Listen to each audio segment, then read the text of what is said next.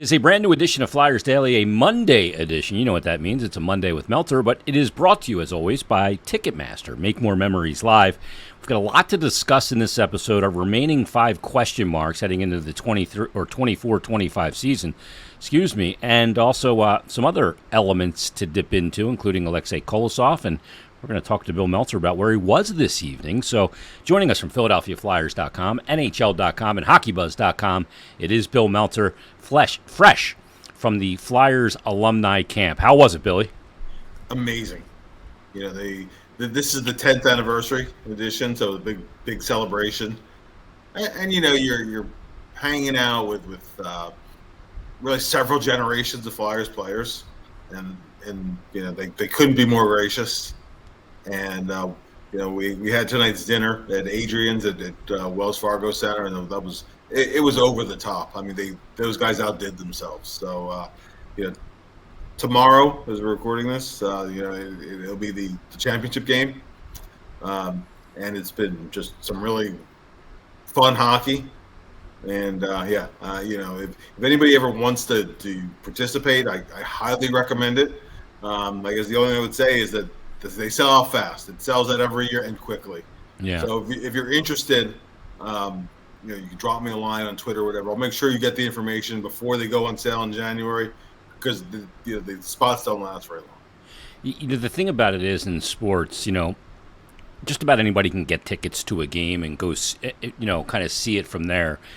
The one thing, and the question I've gotten the most, being in radio and working for the team now and all of that stuff over the years, is they all want the experiential elements, because it's the element of I think there's so much curiosity into sports, because we see the players play 82 nights a year, and it's roughly 2 hours and 40 minutes of their time. There's a lot of other time in season. What are they doing? What are the plane rides like? And the experiential things, I think, are incredible. And you will get, with the Flyers alumni, a great experience. And here's the thing. I think you can only really do this in 2 sports of the majors. I think you can only do it in hockey, and you can only do it in baseball. Yeah. First of all, having been around players from all 4 sports, I will tell you that those 2 sports, baseball players can be surly and difficult to deal with until they retire. Then they're a lot easier to deal with. During their season, it's 162 games, and they don't want much part of the media or any of that stuff. But when they retire, they know how to show you a good time. So baseball fantasy camps, from what I understand, are incredible.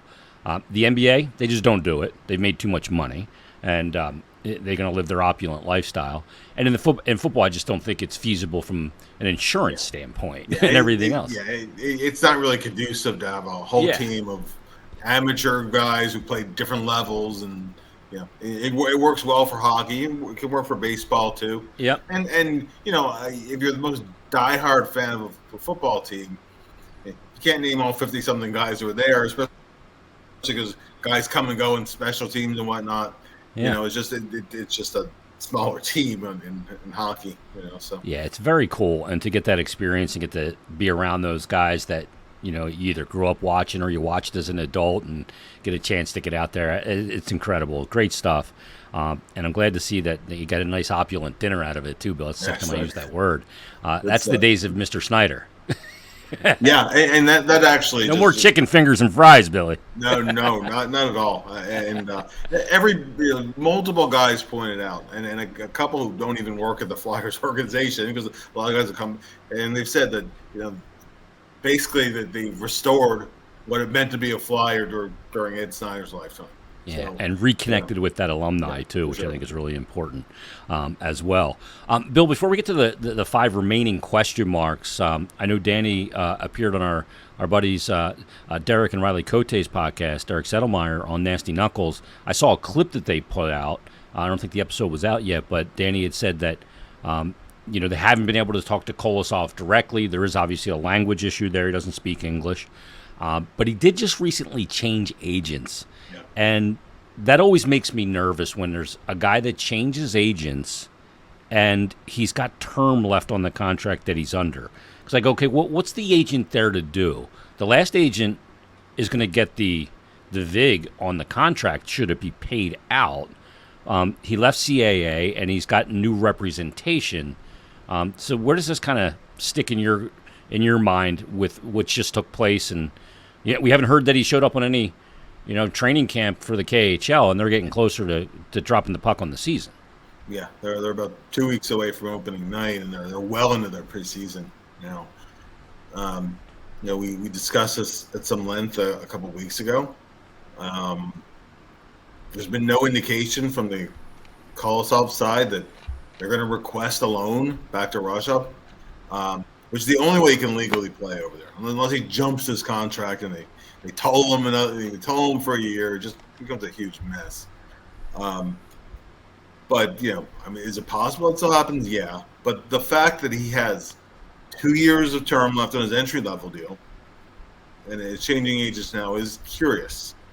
There's something about his representation that he either wasn't happy with or wants to change, and just also a little bit of pause that although he hasn't said he isn't coming, he's also given no flat assurances that he is. Yeah. It's almost just as curious that maybe it's even more curious that he hasn't said he is. Yeah. Through whoever the hell's representing him. Yeah. Yeah. I don't know. The Phantoms are trying to cover their bases. They've now these signings actually happened more than a month ago. They were just announced. And in and of itself, it doesn't raise red flags because like Nolan Meyer, for example, he was on an AHL/ECHL contract, and Parker Gahagen, he's on an AHL/ECHL deal. So sometimes you have two guys. Go back to Kirill Ustimenko. I mean, he was he was down a level too. So in and of itself, it's not alarming. But when you add this piece and that piece and another piece, there's some reason, hey, you got to cover your bases in case he doesn't come. And also keeping in mind that he was here a very short time last year, arrived towards the end of the season finally, and was supposed to be, as I understand, supposed to be coming to development camp, and he didn't. So I think that it's smart to be cautious and kind of cover your bases in case he doesn't come. And, we'll see.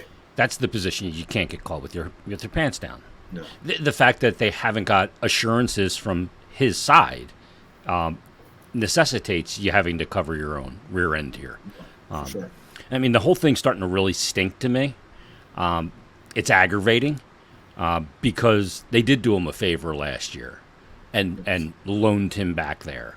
Now, part of that was their situation with what they had and the acquisition of Cal Peterson and, finding a home and wanting him to further develop there as well. Like that, and that burns a year of his entry-level contract.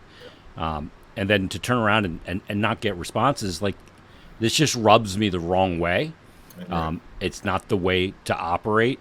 And, I don't know if he's like, well, Fedotov came over and Erson's here. I don't see a path. I mean, I think that would be incredibly short-sighted, and whoever's representing him, whether it was CAA or whoever's representing him now, I mean, I don't think either of those two goaltenders are lock, stock guarantees for a long-term fit. Yeah, that's got to be explained to the young goaltender. For sure. And no one's a lock, and there is no organization that's just going to hand him a job either. No. Wherever he goes, he's going to have to prove it. Yeah. So, same situation anywhere. And in terms of trade value, there really isn't much. So, yeah, I mean, especially when you got a guy like Askarov on the market. Yeah. From Nashville. I mean, if you're gonna trade for more of a known commodity, that would be the guy. If you're gonna make a blockbuster move in that.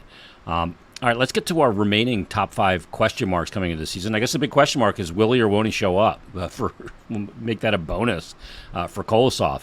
But Bill, let's get to what was number 4 on our list, and it's a huge question mark coming into this season because it's Sean Couturier, who got off to just a bonkers start to last season. Really hit the ground running, and I think a lot of us were shocked, not only at the usage but the efficacy of his play.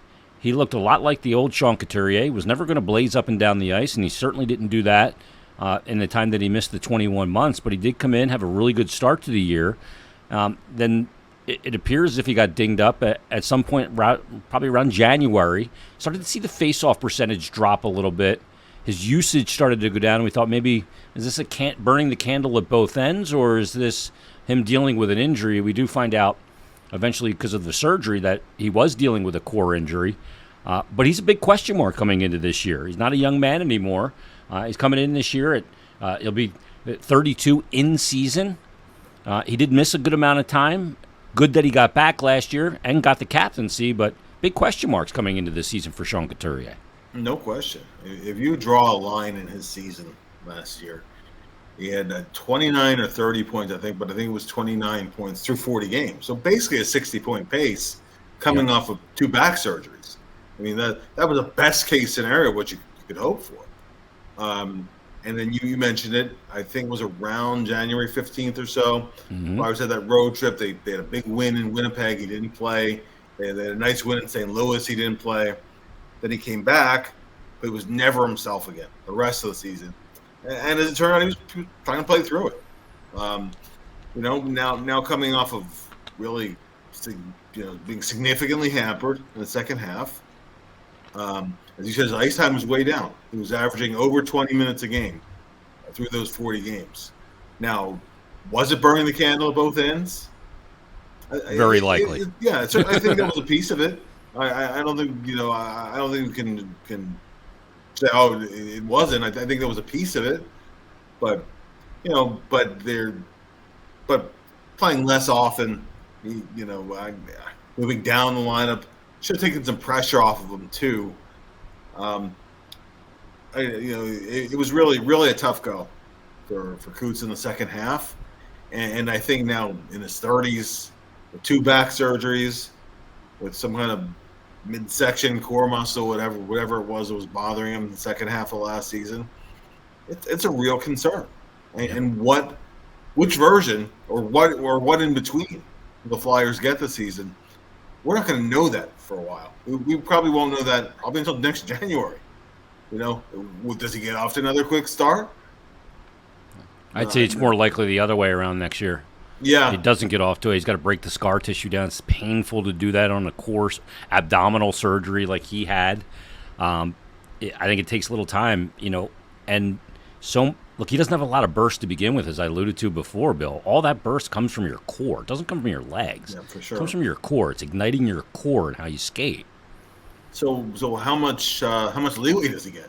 Does he have the quarter or half step to lose? Yeah, no. I mean, hockey IQ will take you far to mitigate that. I mean, hockey sense can overcome a lot of things, but there's a certain point where you slow down to a point where you can't compensate. Yeah. I think that's kind of what happened to Coots a little bit in the second half, because he wasn't moving well. So. Yeah, and then it starts to affect your anticipation, because I can't get where I need to get, even at my own speed and my own pace of play. He's never going to be a player with tremendous pace of play. Never has been. But this is a really big year, and I know he stayed in town and worked out here quite a bit, which is very good to see, and rehabbed here. So we'll see what kind of start. I'm not expecting the start of last year this year for him. I do think it takes time. I think we need to get – look, I don't think we need to write a eulogy, 30 games into the year if he doesn't get off to a great start either. I think there is a way out of that. But it's a question mark, no doubt about it. Bill, our next one is we're going to look at the blue line here, because this is an interesting area, because there's a bit of a numbers game here. There's obviously some question marks here. There's some known commodities. When I look at a guy like Nick Seeler, I know what Nick Seeler is. There's no delusions of grandeur. I know what Seeler is, and I know what he's going to bring every game. I don't know, is York going to repeat last year or grow on it? We talk about development not being a straight line. As a 22-year-old player, great year last year. Does that trend continue? Travis Sanheim still on that right side on the top pair. I think he's long for the left side on the second pair and would be a good partner for Jamie Drysdale, which brings me to another big question mark on that D-course, Jamie Drysdale and his health and the Brad Shaw effect for him. Zamula, where does he fit? What if Emil Andre is a good camp? And then to say nothing of, kind of the guy that's in cloak and dagger and I have no idea where he is or where he is physically or in the plans or anything. And Rasmus Ristolainen. Yeah, yeah. Haven't seen Rasmus since February, right? Yeah, So, I mean, I had to include them all together in one big lump here. yeah, Question mark. It's really like 5 question marks. It's a ton of question marks. You go guy by guy. And I agree with you. Sealer plays his game. That's not going to change. Hopefully, hopefully the way that he plays, a broken foot at some point in the season is not a surprise if it happens. No, not to him. It's not a long term, surgery kind of thing where he's going to miss significant time. But you know how he's going to play. Whether it's the second pair or the third pair. Yeah, if there's a grenade, he's going to throw himself on it. That's just the way he is. And that's just how he plays the game. Sanheim, I think you could see him move to the second pair at some point. Although right now, I don't think there is an obvious guy to jump into that spot on the top pair. So we'll see where it goes as the season develops. You don't see Drysdale as a fit with York. I don't either. I don't. I don't see that at all. Yeah, I don't. Two smaller guys. Yep. And I think that it would be. I don't know how good the chemistry would be between the two of them, and also I do need some length out. I need some length on that right side. Yes. York. Yeah, exactly. I think you need that for sure. York, I thought, especially defensively, he improved so much defensively last year, and he's not all the way where he was. We thought he was going to be. He was drafted as an offensive player. He shows hints of it, but the main thing to me is still taking care of his own end of the ice, moving the puck, those kind of things. And I think those are all things he can replicate and hopefully grow a little bit more offensively. Now, do I think Cam's a true number one defenseman? No, I don't. But I think that he's a good partner for a veteran guy. Pair him with. He's comfortable back being on the left side again. That was a big help this season. So I expect York to continue to grow and at least replicate on the defensive side what he did last year. Now you mentioned Drysdale, and the truth of Drysdale is that he's had major injuries the last 2 years. Played 42 games after playing 81 a couple of years ago. Yeah, and was never healthy. He was never healthy. He played through the core stuff all year, and then thankfully, because with the year before he had the shoulder surgery. Yep, played 7 games. The injury that he had in Pittsburgh was of the same shoulder. Thankfully, recovered from that. Yeah. It seems to have, because that was a concern. Core muscle stuff always worries me. We mentioned that with Coots. Yeah. It quite often takes half a season so the player starts to look like himself again. Also, he was rushed to the NHL in Anaheim. He probably should have, and I know COVID got in the way and all that, and it's just a lot of things. And Bill, he's playing 20 minutes a night at 19 years old on a really poor Anaheim team. Yeah, and we just talked about Ristolainen. The worst thing that ever happened to him was being in the NHL at 18. Yep. And sticking him in the top pair. That set his development back so far. And actually, we talk about the Brad Shaw effect. Bradshaw's done wonders with him now, as long as he's healthy. But Drysdale, I don't think anybody really taught him to play in Anaheim. So comes over here, has an injury, kind of learning from scratch. Very different system, going from man to man to zone. Just a lot of adjustments, and add the injuries onto that too, and just the pressure that comes with who he was traded for, all the rest of that.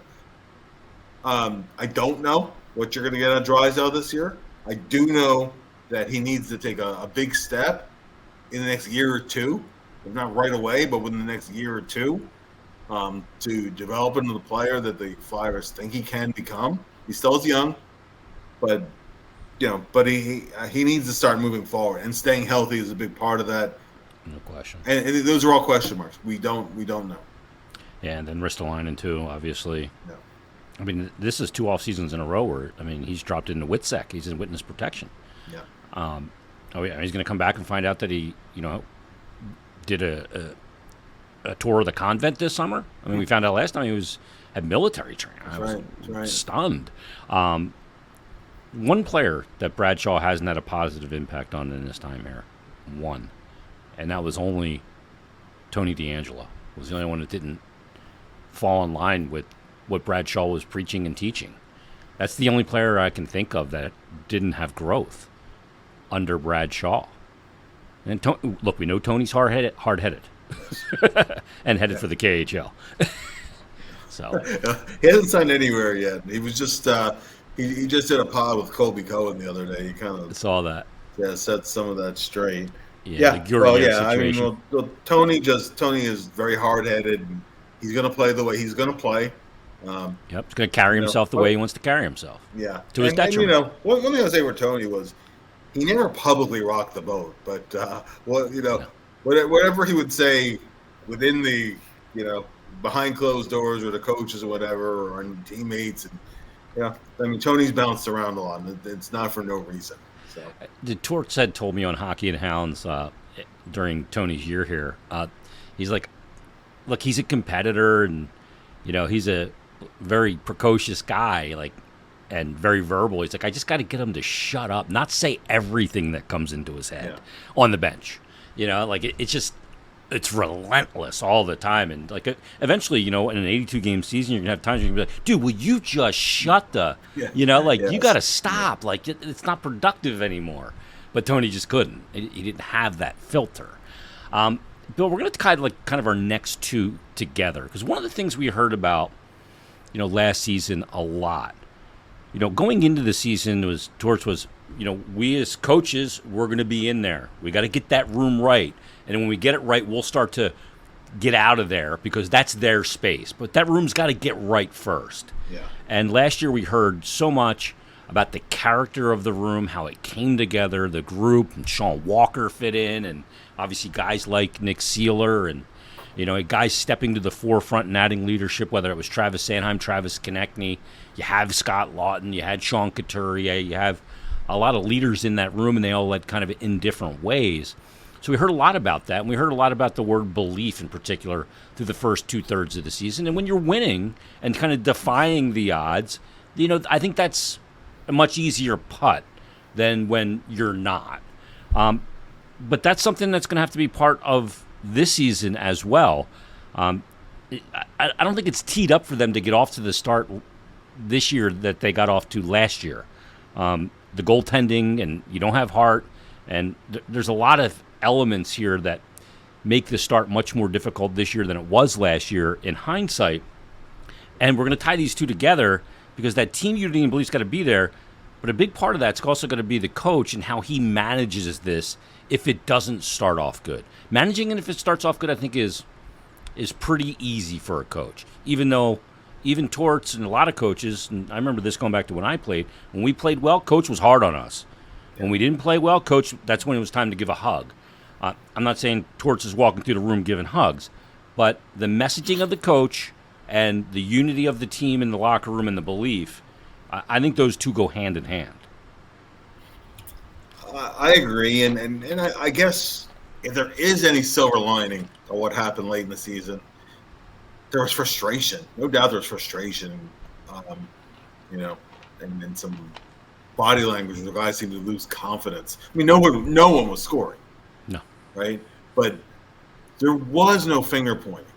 And even the subtle kind of finger pointing that you see, the passive guys aggressive. kind of looking side, giving other guys a side eye, intimating things in the locker room.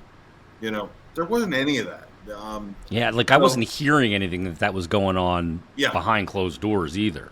Yeah, so I mean that was a positive thing. One of the things we discussed when things were going really well last season, and we were talking about the room, I said, well, the real test is going to be, and you agreed, when the adversity hits, do they stay together? And they were good with that. So that to me was a silver lining with everything that happened last year. But given that it's a really rough finish, and you said that things are not necessarily lined up to get off to a great start.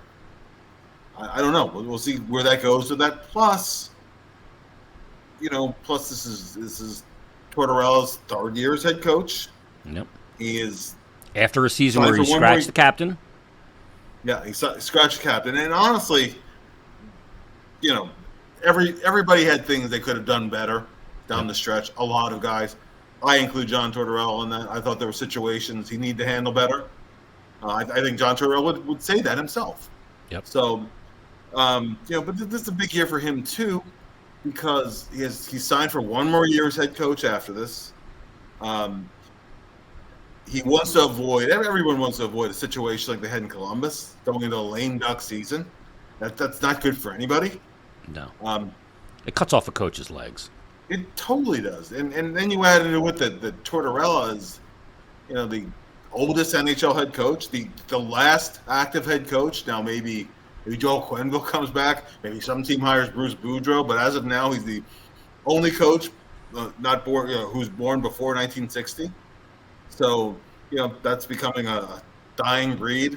Said a lame duck year after that. If things don't go well this year, do you extend him into his 70s? I don't know, right? So he has to manage his messaging in a way where I'm not saying that he's in any kind of imminent danger, but it's something where there's a long-term picture here too. Yeah. And sometimes in your third year with players, buttons that you push that worked, it's not the first, not the last, and it's happened to many, many coaches, right? The third or fourth year, players start to tune you out a little bit. So all those things he has to be mindful of, but he also has to be true to himself, which he always is. He coaches his way, and that's worked for him. But it's going to be very interesting to see the dynamic with the leadership in the room, the head coach, where the team is, how it progresses over the season, and what is the long-term effect of that. Well said. Let's get to our last one. Number 10 of our top 10 question marks heading into the 2024-25 season. And Bill, I kind of titled this one, The Marker of the Rebuild. Mishkov is here much earlier than expected, 2 years earlier, minimum. Konechny has now been extended 8 years beyond this one. Tippett locked up last year, long term, and others. Sanheim's contract went into effect, and all that goes with it. And you have some RFAs coming up, whether that's Cam York or questions and all of that. But what will or can this season tell us about where the Flyers are in this rebuild? When we get to April, whatever it is, I know last year was the 16th, whatever that game 82 is, or game 82 plus some playoffs, I don't know. But we're going to learn a lot about where this team is, because it's my contention that we could see a Flyers build-up portion of this rebuild next year to the likes that we haven't seen since Ed Snyder and maybe Paul Holmgren. When Homer went out and traded Lucas Spiza on draft night and got Pronger, and we saw a lot of those big deals with big names. But this season's going to tell us a lot about what's here now and how much of it will remain. Oh, totally. And it's not going to be. It's kind of last call for a few guys, isn't it? Yeah, it is. Guys who were up for extensions, maybe guys you move on from. We just talked about the head coaching situation. I think that the goal every year is to be at least a little better than you were the year before. Yeah. Kind of an arc. That isn't always measured in points or playoff spot. Last year the Flyers, 89 points, right? I think 89. 87, I think. 87, okay. 89 got in. So if they could approach 90 this year, that would be, to me, progress. Now, is that going to get you in the playoffs? Is that even going to have you playing for the playoffs in game 82? A lot of seasons it isn't. No, it's going to take 94, 96. Yeah, most years. So yep. I think that's not the barometer you're looking for, but you want to see Michkov make an impact as the season goes along. You want to see some of these questions we raise over the 10 answered in an affirmative kind of a way. And Goaltending, goaltending, right? of course, being Yeah. paramount. And they could, I mean, the Flyers could have many other things go well. The power play could be better. You know, they could build off a structure, all those things. If your goaltending isn't there, it's not going to matter. Yeah. So that to me is one of the biggest things. But I think you want to see them continue to move in a positive direction in the rebuilding sense of keep more pieces being locked in. Okay, we know what we have, and we're excited over what's how these guys have developed, like Drysdale. If those things are positives, that to me is bigger than the point total this year. Yeah. Next off season, cap going up again. Flyers have multiple picks, 6 of them in the first 2 rounds. It was a critical draft to Could be 6 in the top 40, Bill. Yeah. So it's insane. And you very well could see things. There's a chance to move around sometimes too. Yeah. But if so you might be able to move a little bit, or you add a lot of depth into the system too. So next year is a really critical offseason to get it right at the NHL level and in the system level. This year is not gravy. It's not a throwaway because you always want to be developing. But this year to me is a kind of a table setter, and I mean, there's a lot of question marks.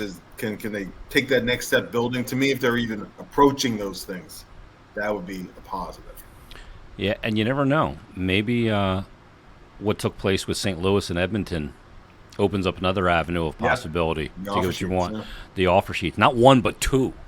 Yeah. I don't know. We haven't seen that before, have we? No, not 2. Not 2 by 1 team and pick on 1 team. Yeah, that's incredible. That's a gutsy move. So there was kind of the unspoken word before. Don't do that. It's find yourself dealing with nobody if you do that. But if that's going to come back into play, that's a bit of a game changer. You find those teams that got a piece there. Bill, I know the Buffalo writer put out, because Edmonton did make an acquisition, that if Peyton Krebs was on the market, it cost about a 4th rounder to get him. Yeah. Well.